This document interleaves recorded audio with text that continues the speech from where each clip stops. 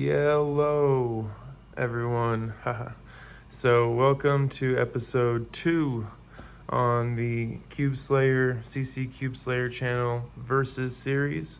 Our first episode, we did corner to core magnetized puzzles of the Worm V9, the RS3M V5, the Tornado V3, GAN 11 and 12, all kinds of different puzzles, but all different price ranges, all different everything, but had similar specs and similar technology inside of them.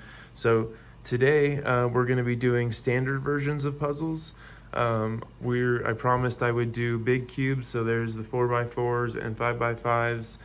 Those will be next, but I wanted to do the standard versions of puzzles, and I wanted to, in this series, kind of stay away from doing the standard versus the ball core UV version of a puzzle, because most times, 9 times out of 10, the ball core UV version is going to be better, and that's kind of a given. And we can go over those later if people want to, but for the most part, I haven't found any ball core UV puzzles that were not better or worse than the standard version.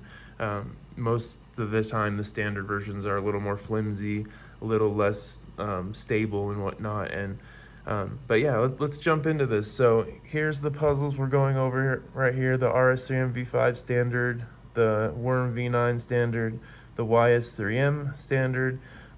This is actually the GAN 356, and this is a Chi-E Warrior that I have. And what I wanted to point out in these is this one is the only one that's non-magnetic, but essentially these are all at different price points, especially the GAN puzzle, but they all have the similar technology and similar specs. And just like always, I did the homework, so I can give you guys the breakdowns on these puzzles and you can just pay attention. So first off, we have the Chi-E Warrior. I'm actually about to magnetize this puzzle. I've already UV coated it and it came out really nice. I mean, so much so that I'm just like addicted to playing with this puzzle because it feels so good in your hands. The glossy finish is just so nice. Yeah, I can't emphasize that enough. But so I decided I want to put magnets in this as well and really see how far I can push the performance on this puzzle. This is the Chi-E Warrior. It came out at $4.99, non-magnetic, springs only. Really not much to say about it. It came out back in 2019. It was 77 grams and it's 55.5 millimeters. Kind of similar to the Meilong, except the Meilong, has magnets. This would be like the non-magnetic version. Really basic, really budget. But let's go down the line here. All right. So we have the Chi-E Warrior. Like I said, performance is great. It's just non-magnetic, so it has a lot to be desired as far as stability. You can see it comes out of shape really easily. But I'm hoping some strong magnets will change that and will really change the performance on this, because it does corner cut. It's not that it doesn't perform. It just has a really hard time staying in position, and it's hard to recommend a puzzle that doesn't stay in form once you get a little higher end in your cubing journey here. So next, I actually I don't have this puzzle with me. I do have it, but I don't have it with me. Is the RS3M Super Standard. That one is not my favorite. It's a little bit big and blocky, especially compared to where the puzzles are going in size and shape and whatnot. But I do love that puzzle, and I wanted to make sure I included it. $9.99, magnetic, has dual adjustment, 77 grams, and it is a full 56 millimeters. It's not like smaller like the Moyu puzzles are typically. But that would be, I'm going in order of my least favorite to my favorite. So that would be probably towards the lower end. The next two puzzles are almost identical in where I would put them in standings, but they're not at all identical in performance. The YS3M standard, it's very nice feeling, but what's sad about it is that the YS3M is so nice and blocky and has such a stable feel when you have the Ball Core UV version. And this is kind of where I go to, saying that the Ball Core UV is almost always better.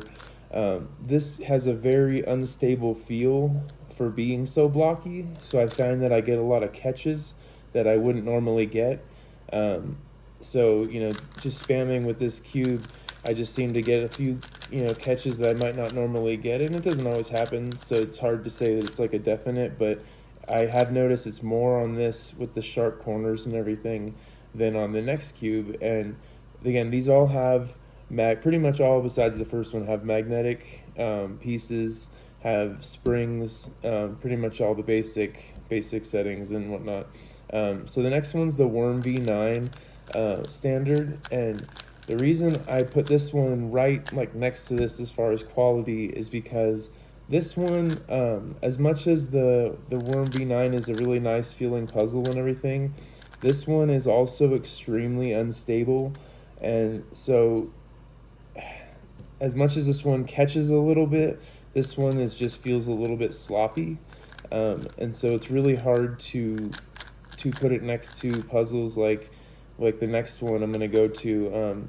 So this is where things kind of change too, is I'm going to go to a GAN puzzle, my GAN 356, and I've had this forever. This is another one that I UV coated myself.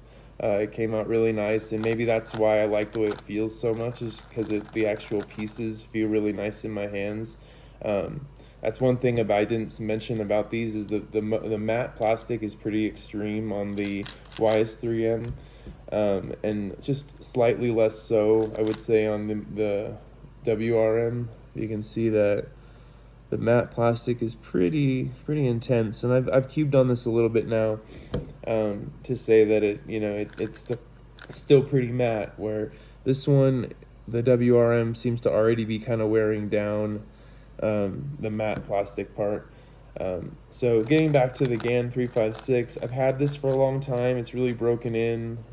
This was one of my first magnetic puzzles, or my first magnetic puzzle ever.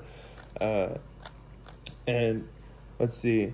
So the GAN 356 came out at $23.99 without the GES set and $27.99 with the GES set. It's magnetic. It has a spring with only 2 settings. If you know anything about GAN, GES, they have a 0.8 and a 0.6 setting. So you get essentially 2 settings, but for the extra $4, for getting it for $27.99, you get the GES set, where you can swap it out. So for there's 4 different colors, I believe, that they give you, and each one has 2 settings. So essentially you have 8 different tension settings you can get offered. And the GAN 356 came out back in 2020, 74 grams, and the full 56 millimeter size. One thing I forgot to point out real quick was the price difference in the YS3M and the WRM. The YS3M was $14.99 for the standard, which is not bad, but considering you can get the RS3M Super for $9.99, and you can also get cubes like the RS3M V5 standard for $9.99. It's really hard to recommend that one, but then you get to the Worm 9, and this one standard was $18.99. So this one was even harder to recommend. That's why, again, put these right about the same place. I would maybe even put the Worm 9 below it, because the price makes it even worse. It's not that great a performer, and it's a higher price, almost $20, where at that point you can get the RS3M Super Ball Core Edition, or even for another $5 you can get the RS3M V5 Ball Core UV Edition.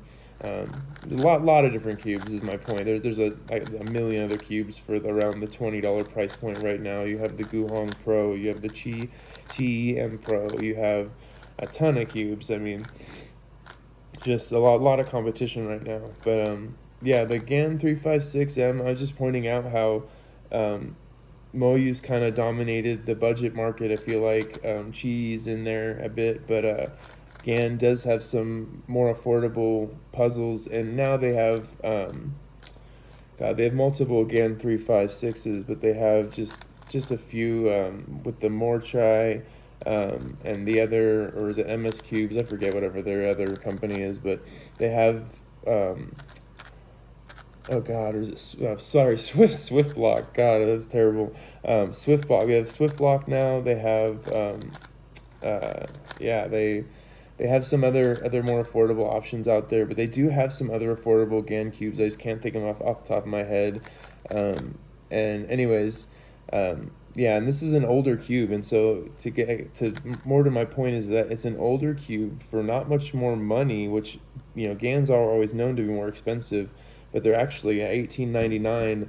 These are not very often priced, and I actually like the GAN 356 performance more. It has stronger magnets. It has a very clean feel. It corner cuts amazing. I mean, it corner cuts from everywhere. Again, that might be because this is broken in. I've had this cube for years already, or a year, at least a year. But where these I just got. But lastly, I wanted to get to the RS3M V5, and this is going in order. This is my favorite of the bunch. It's very similar to those, but as I've said in other videos, it's like a combination of the YS3M and the WRM V9, and that's really what I need. Is I need something that's slightly more stable, but without that blocky, catchy feel. So that's really like the combination of these two cubes, and it actually, I don't know if you can tell from the look, but just playing with this thing for the last month or so, the matte plastic has become almost glossy already, so that's a plus also, is that the matte isn't very slippery. It's very matte, or sorry, a very glossy feeling. Yeah, this cube is probably my favorite. Like I said, corner cuts from everywhere. But yeah, going in line, we had the Chi Warrior, we had the YS3M standard, we had the WRM V9 standard. Oh, we had the RS3M Super in there too. And then we had the GAN 356 M, and then lastly we have the RS3M V5. And the RS3M V5, the specs on that, it came out at $899 for the spring, $999 for the actual, or sorry, $899 for the standard, $999 for the spring version. Magnetic from piece to piece. It comes out at 65 grams, which that's one of the other things I really loved about it. The Worm 9 was 68 grams, and the YS3M was 76. And so there really wasn't anything else as light as this either. This was the best combination of these and lighter. So again, that's one of the reasons it won out, and it's only 55.5 millimeters, so it's still on the smaller side. So I can see why people like this for OH too. It's small enough and it's stable enough where when you're trying to do weird kind of different rotations in different moves than you'd usually do. Like this one kind of throws me off when I'm trying to do my U prime moves with my ring finger there. Sorry, it might not have been on camera, but that's one that if you don't have a nice stable cube, you might actually end up doing a wrong move or whatever. I'm not big into OH at all. I'm really terrible at it, but I'm trying to get better. And then one last thing I actually wanted to point out, and this is just a fact with cubes coming out today, is that now you have the GAN 356 maglev, which is going to be similar to this. They didn't add corner to core magnets as far as I know. It's just piece to piece. So essentially, like I said, I UV coated my cube, so they UV coated theirs. They offered maglev, but as far as I know, that's about as far as the differences go. So if I essentially added maglev to this, it would be almost the same cube. Yeah, they didn't really, I'm trying to look at my notes here, but they didn't really add much. Yeah, they didn't add much, and I would still say that the RS3M V5, even if you're just going for the standard, would almost be better. But if you're thinking about the price on the GAN 356 maglev, it's $34. $34.99 or $42.99 with UV, and again, you can get the RS3M V5 for $24.99 with UV, ball core, pretty much all more features than the GAN 356. And I know people have been saying the GAN 356 could be better than the GAN 14.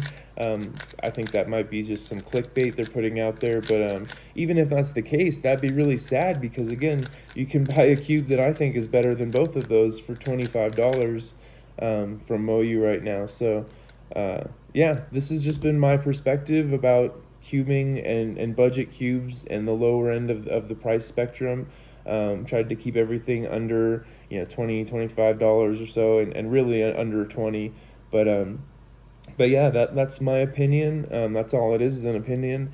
And you guys take care, peace, and I'll be back with more about big cubes soon. Take care.